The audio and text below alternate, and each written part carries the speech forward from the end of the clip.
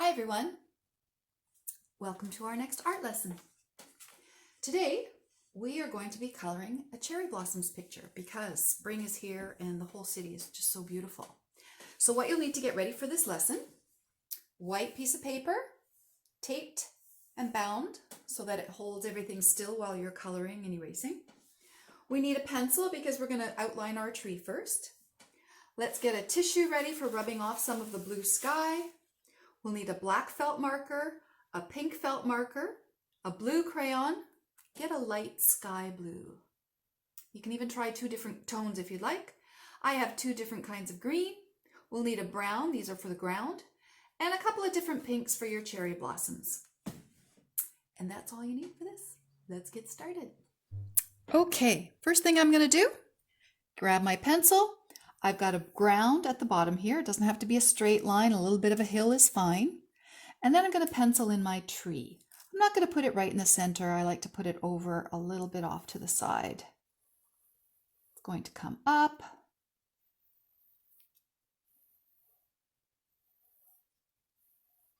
Put your branches out, as many or as few as you would like.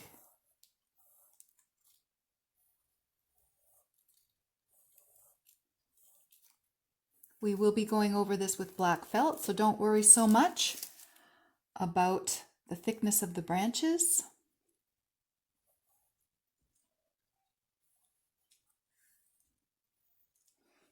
Okay. After we do that, we're going to put some pink blossoms on our branches right away. You can get 2 pinks, or maybe even a little bit of a red. I'm just coloring little circles. See that? Little circles or little squiggly lines. It even kind of looks like I'm scribbling a little bit, and hey, scribbling is fun, right? And when it comes to art, anything goes. They say art is in the eye of the beholder. What looks great to you might not look great to somebody else, and vice versa. It doesn't matter as long as you're happy with what you create.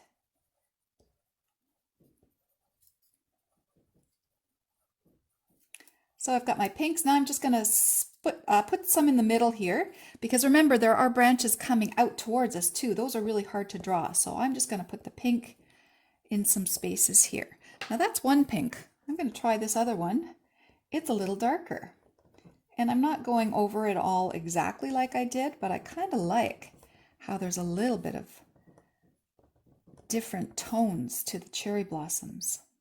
At the end, we're going to go over it with pink felt too, and that'll really make it pop. Okay, remember, if this is going too fast, just pause the video at any time, catch up, and then resume the play. Okay, I finished my cherry blossoms. Now I'm going to do my blue sky. I'm going to do a circular sun right about here. If it's hard for you to draw circles, use something to trace around it with your blue crayon, maybe a nickel or a quarter, even a glue stick. You can put it on and trace around it. Oopsie. Okay, just go very lightly because we don't really want to see the lines of the sun too much. So I've just got it around like that. Then I'm going to color around it. And when we do the sky, we are going to color it all in a circular motion because it is coming out from the sun. It's like we're creating the sky without clouds, but it's kind of a warm day, so it's going to be kind of hazy looking. Just a beautiful blue sky. So first I'm coloring very, very lightly. Don't worry about going over the cherry blossoms because we're going to color over them again and use the felt to make them pop. But if you want to color between, that's okay too. And don't worry about the tree because we'll go over that with felt. Just make sure you keep that circular motion when you're coloring.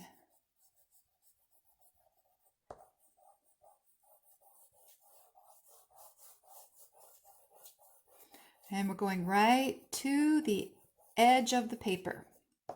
All the corners, all the sides, and keep that circular motion.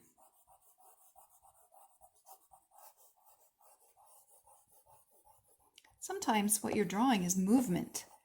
Like, you can't really see things move on a flat piece of paper, but there are different ways to create that look. Right now, this looks kind of like a turbulent sky. I am going to press a little harder as I'm not right very close to the sun, I'm out a little bit. And as I go towards my corners, I'm going to press harder.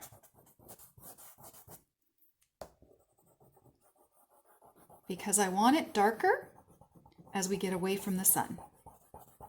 And I want to try to fill in the white bits as much as I can, but I want to keep that very light blue as we get closer to the sun. So darker down here, away from the sun, and lighter as we get closer to the sun.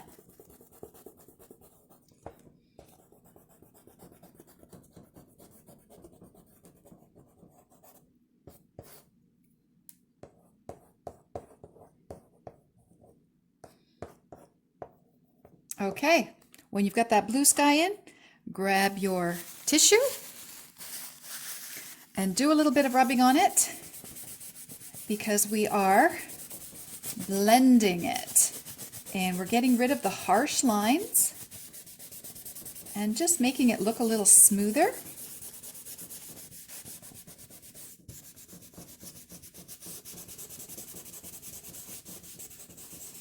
I'm not going to blend right over the tree because I don't want to smush my my blossoms.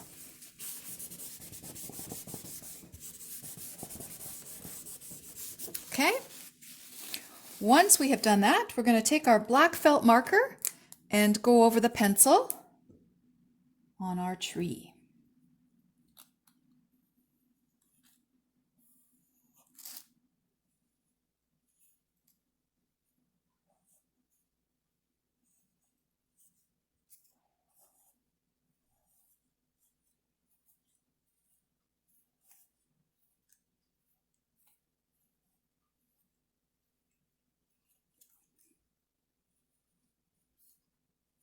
Color in the branches.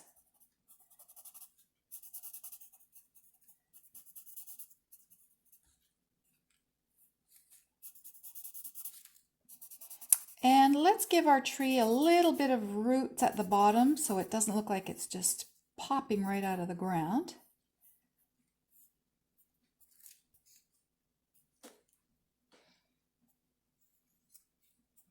All right, step back, have a look at your tree. Think, does this look good enough? Excellent, so happy. All right, after you do that, we're going to color our ground. I'm going to take my brown crayon, put a little bit of brown at the base of the tree, and maybe a little bit throughout my ground. Then I'm going to take my light green. The grass is lighter in the spring. Have you noticed that? It's new. Coloring over it, even over the brown. And then I'm going to take my dark green and just put a little bit of, well, something different in there. Okay, so we have different tones in our grass. After the green, we are going to touch up our blue sky. I'm going to take my same crayon and I'm going to go into the corners and just make them dark. And as I get out of the corners, I'm just going to make sure I have that rounded edge. We have one casualty. Okay, circle. Off into this corner, dark, dark, dark, dark, heavy, heavy, heavy, heavy. Lighter as we come towards the sun. Here's another corner, heavy, heavy, heavy, heavy.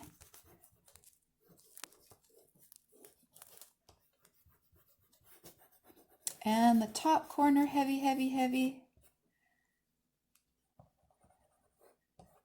And just keep that circular look. Now, I don't want to rub the corners. I like them that dark, but I am going to rub just a little bit closer to the sun again and blend it.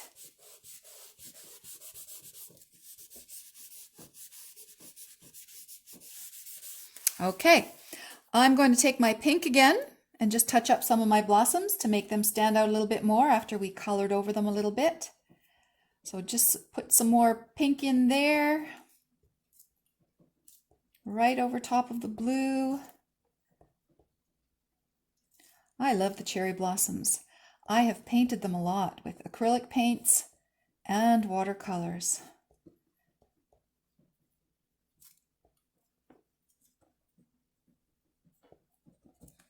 All right, after we do that, we're going to get our pink marker.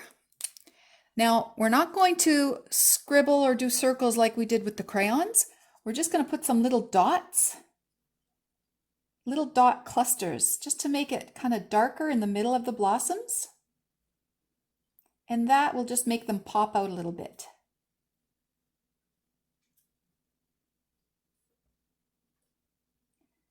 Okay, and you don't even have to do all of them, just go through some of them.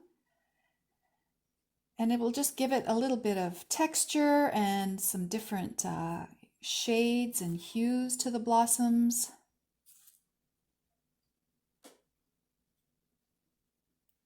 I think pink is a very beautiful color.